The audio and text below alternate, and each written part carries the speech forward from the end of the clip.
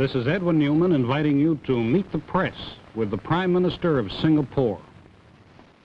Meet the Press, America's press conference of the year and winner of every major award in its field, is brought to you today by Our guest today on Meet the Press is the Prime Minister of Singapore, Lee Kuan Yew, who arrived this week for an official visit to President Johnson. We'll have the first questions now from Pauline Frederick of NBC News. Mr. Prime Minister, you said in Washington that Americans are powerful. All the world is too painfully aware. But this power should be controlled. The United States should be restrained. Do you feel American power is controlled or used with restraint in Vietnam? As of now? Yes. I don't want to engage in your domestic dispute, and I'm not a general or an admiral, But you're a nation. Yes, I would like to see a great deal more caution, a more selective exercise of your enormous range of weapons that you've got, and more brains and feet, preferably Vietnamese brains and feet, rather than more power and gadgetry. Well, to be more specific, North Vietnam is less than 1/4 the size of Texas.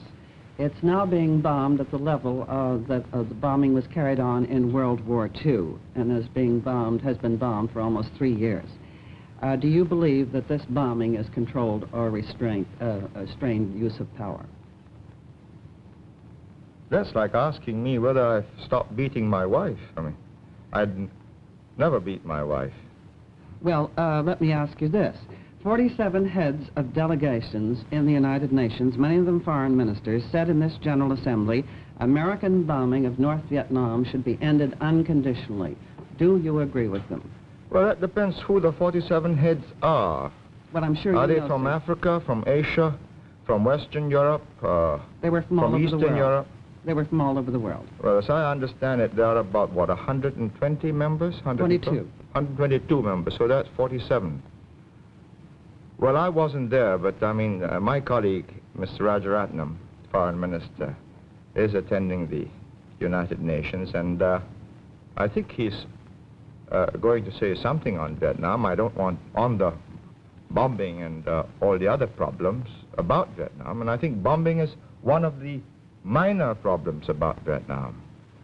Well, But if I may answer you this, he said it is a bothersome question.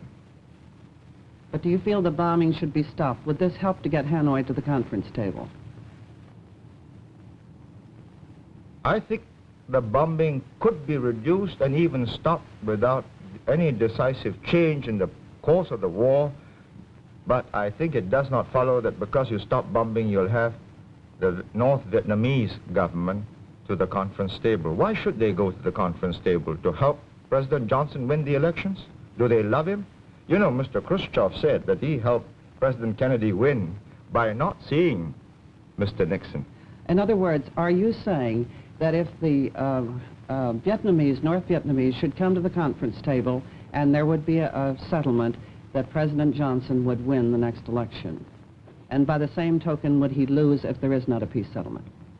I don't think it's as simple as that. I mean, you're putting words in, you're putting a form of words in such a tight and I think imprecise way, really, because the world is not so simple. It's not black and white. If they were to stop bombing, or you were to stop bombing, and if Hanoi were to meet with your president, it doesn't mean that there will be a settlement before the timetable for your presidential elections. And things can become very complicated, really, if it weren't. So I really don't want to go into all the intricacies, because it can take so many twists and turns, as Panmunjom did. So all I would like to say as an outsider is, will we all, in the name of humanity and for the sake of human civilization, take great care that there is no miscalculation on the reactions, not only of the North Vietnamese, but of the Russians and of the Chinese, because there must be a point at which they must react. Thank you, Mr. Prime Minister. We'll be back with Meet the Press and more questions for our guest, the Prime Minister of Singapore. But first, this message. Now back to Meet the Press, an unrehearsed press conference. Please remember, questions of the panel members do not necessarily reflect their own point of view. Here is our moderator, Edwin Newman. Resuming our interview, our guest today on Meet the Press is the Prime Minister of the Republic of Singapore, Lee Kuan Yew. You've just met Pauline Frederick of NBC News. The other reporters on our panel are Roland Evans of the Chicago Sun-Times, Seymour Topping of the New York Times, and Crosby Noyes of the Washington Evening Star. Lawrence E. Spivak, permanent member of the Meet the Press panel, will be back next Sunday. We'll continue the questions now with Mr. Evans. Mr. Prime Minister, you said in a recent speech, quote, "The wrong kind of conclusion to the mess in Vietnam can absolutely unscramble the whole lot of us in Southeast Asia." What did you mean by unscramble the whole lot of us? Well, one of the problems in Southeast Asia is that it consists of relatively new and fragile independent nations. They've just become independent since the Second World War. And the great problem is the will to resist.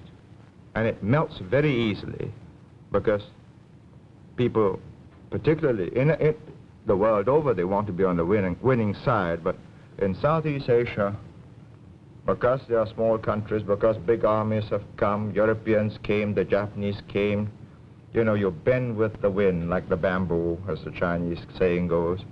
And if it looks as if the east wind is growing stronger than the west wind, then people start bending that away even before the wind comes.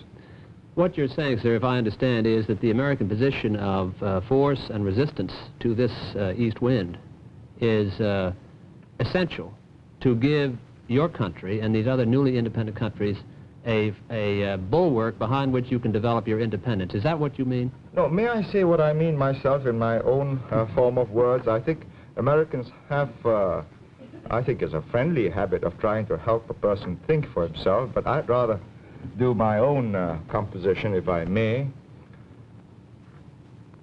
You have adopted this position in Vietnam.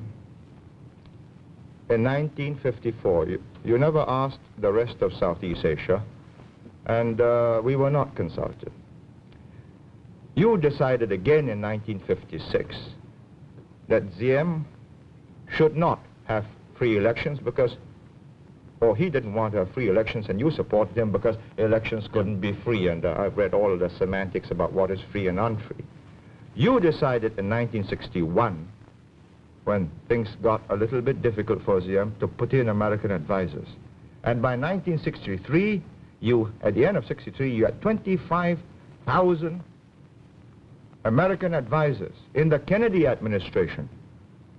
Now, you had your last chance when Diem got knocked down by a bus, or perhaps it was a tank, and you could have got out and said to the generals, well, we'll help you, guns, food, uniforms, pay for the troops. But you decided, rightly or wrongly, to go in. And now this is 1967. And it's no use asking me now, for my opinion, what you should have done before. All I can say is, we've got to live with today, not with what might have been day before yesterday. And as of today, the Field Marshal of Thailand says, Kitikashon, and he's saying it to his own people, that they are going to fight in Vietnam, not in Thailand. Well, I take that to mean that if that is gone, he's going to anticipate history, and you know, the Thais have this great sense of the future, and as good anticipators of history, if they make a kind of adjustments in their postures arising out of what they think is a failure in Vietnam, well, I don't think the Tunku in West Malaysia has got very many years, in spite of all his armed forces. And then they've got me by the throat. Mr. Topping, Well, if I may again do what my predecessors here have done, recall a speech you have made. Some years ago you said, the Vietnam experience shows that however massive the military cover, however enormous the economic assistance, if the leaders of the people in whose name and whose behalf military cover and economic aid are being given do not set out to secure their own salvation, the end result still is perdition, both for the helper and the helped. Speaking as an Asian, do you think the South Vietnamese are helping themselves enough, or are we here in the United States headed for perdition with our allies? Well, you're asking me a very difficult question. I'm not making any direct contribution in Vietnam, and I think if I were a North Vietnamese, I'd resent the Prime Minister of Singapore passing judgment on the effort of the South Vietnamese, but I think they wouldn't mind my saying that the world will be a much better place if it's not Mr. Rusk explaining what this is all about, but either their president or their vice president, or better still, a new figure in a prime minister. You know? Yes. Forward-looking. Of South Vietnam. Forward-looking, independent, determined, and most important, sincere and honest. Mr. Topping? If I may shift a little here, one of the questions in our minds here has been that about the future of China and its relationship to Southeast Asia. Some people are saying that China is now so divided politically that there is no great danger for Southeast Asia in the future.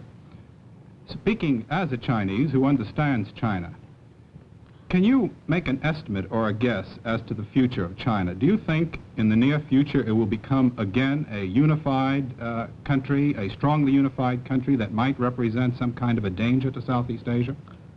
First of all, I can't speak as a Chinese because I'm a Singaporean. I'm of Chinese ethnic stock, and I think this is crucial. I mean, if you ask me to speak as a Chinese... As an ethnic Chinese. Yeah, well, you know, the Chinese People's Republic in Peking will be... I think quite rightfully indignant, and so will the other aspirant in Taipei. But speaking as a Singaporean, with some of the built-in memory programming of the Chinese people, I would say that if you believe that the Chinese people will just splinter up into so many warlord communist committees, each governing a province or even part of a province, then you will make one of the gravest mistakes about Asia.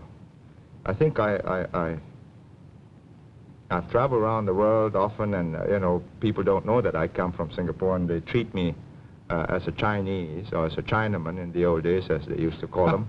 And they used to say, Chiang Kai-shek, you know, in the middle 40s, and nowadays, of course, Mao Zedong. I'd say that they are determined as a people to unify and build a modern, powerful, wealthy Chinese nation. And I say good luck to them. And I think the moment they get prosperous, good luck to me, because I'll be much safer. I don't believe, however, you know, the simple theory that they're just going to send their armies across and eat up Southeast Asia. It's too simple. And it's too simple for you, for the Americans, and for us, because then it's naked aggression.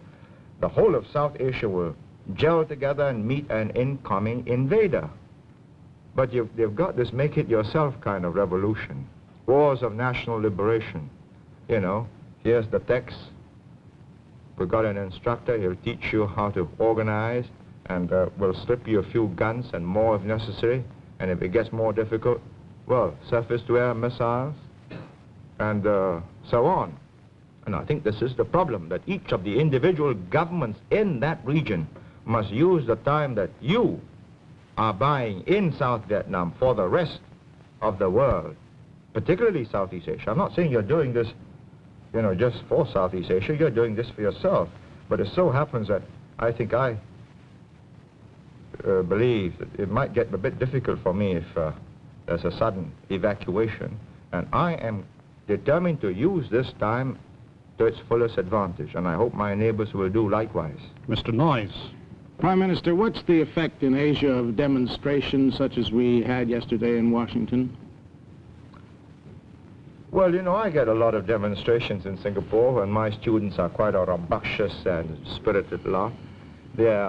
And I think they ought to be. Otherwise, I think there's very little future for Singapore. It's a young community, and the young must be idealistic. The young must believe that the world should be more just, and there should be more moral rectitude in the behavior of their leaders, and they protest often in more than just a peaceful manner, because the communists slip into my demonstrations and, you know, windows got broken so often and cars get overturned. But at the end of the day, I think decisions have got to be made by adults, not teenagers. But it's got to be made in such a way that when the teenagers become adults and they look back on these decisions, they would be proud of the generation that went before them. Well, let me ask you this, Prime Minister. How confident are you that the United States will continue to supply this underpinning which you consider to be necessary for the non-communist states in Asia over, say, the next decade or so?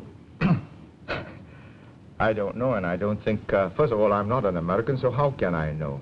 And this is one of the reasons I've come here, to try and get a sample of the thinking, the feeling. I have no doubts that your president has got resolution and determination and restraint, and somebody will probably work out a winning line.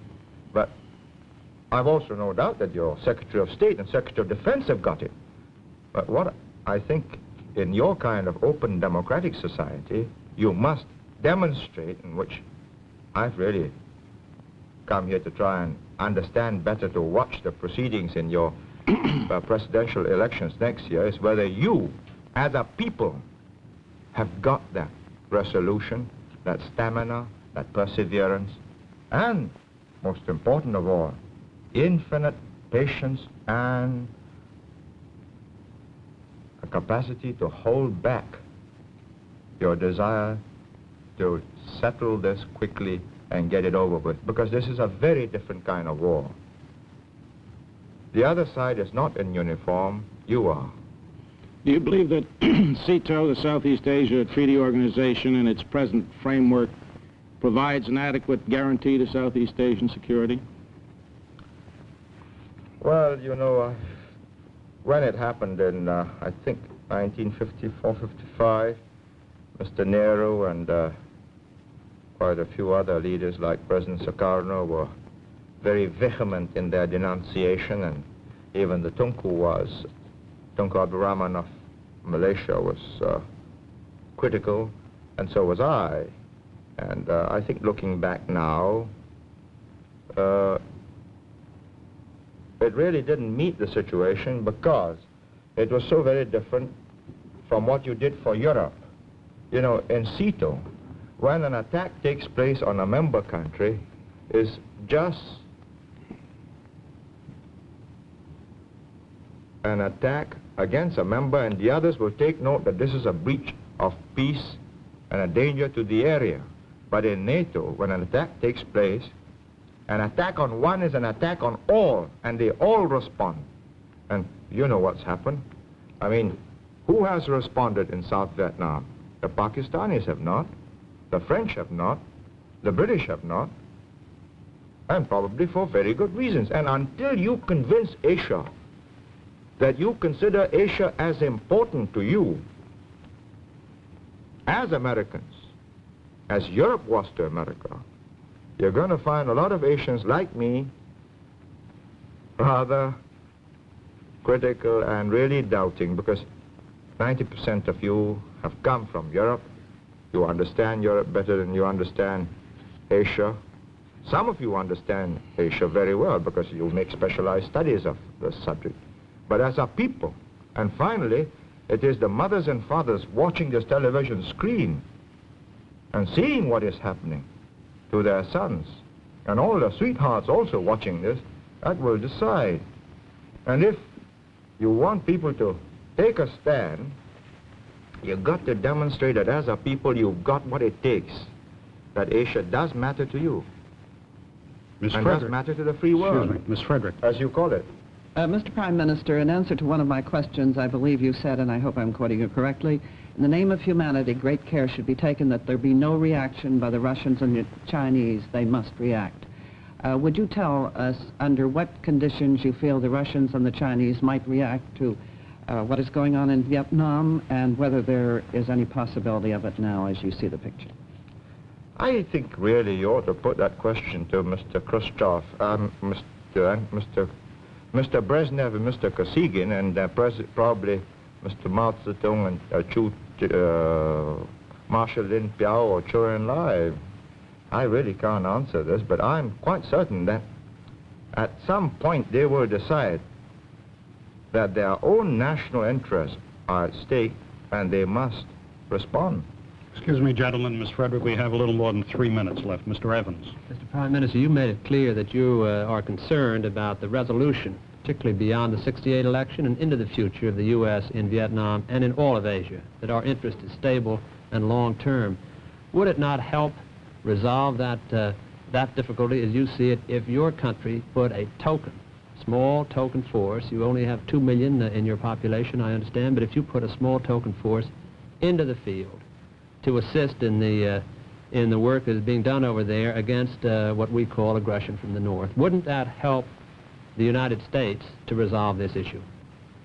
I don't see it as my duty as the Prime Minister, an elected Prime Minister of Singapore, and not a client state of the United States. I'm not in receipt of your aid, nor am I here to seek aid. I'm doing all right. I hope to do more trade with you.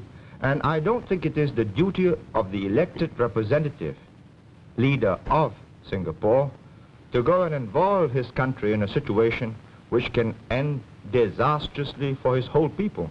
And as I've said, if there is no resolution shown, and God knows what can happen between now and November 1968, you tell me what happens to all your allies who have gone in with you in South Vietnam. Mr. Topping.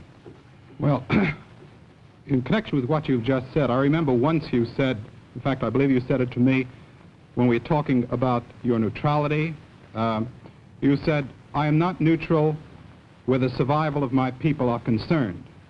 Now, if your survival does depend upon how well the United States and the South Vietnamese are able to do in Vietnam in the sense of containing the Asian communists, don't you think you should help more directly?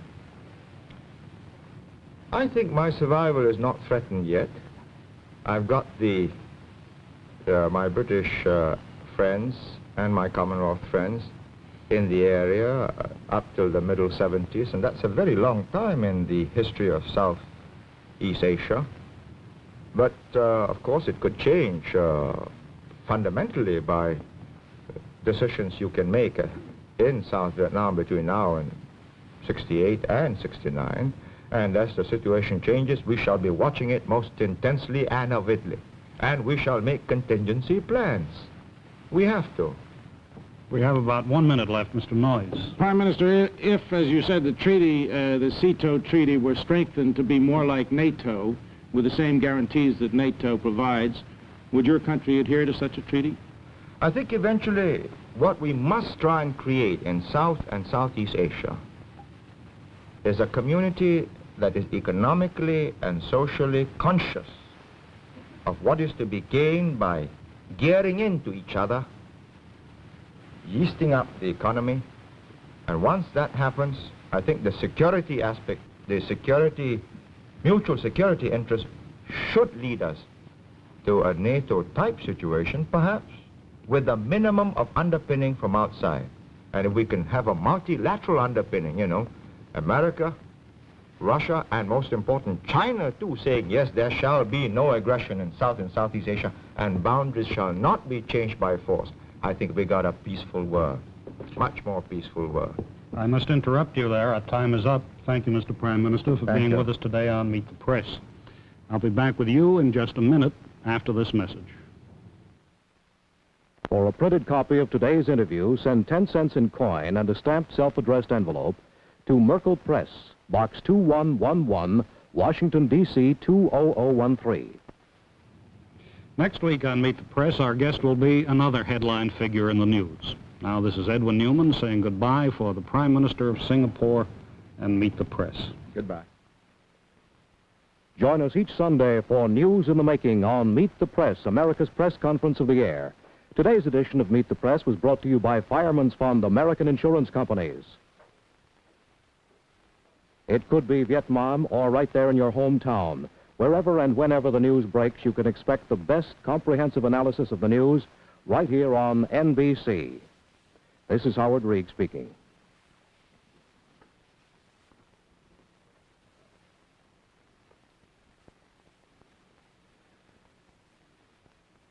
Meet the Press has been a public affairs presentation of NBC News and has come to you live from our studios in New York City.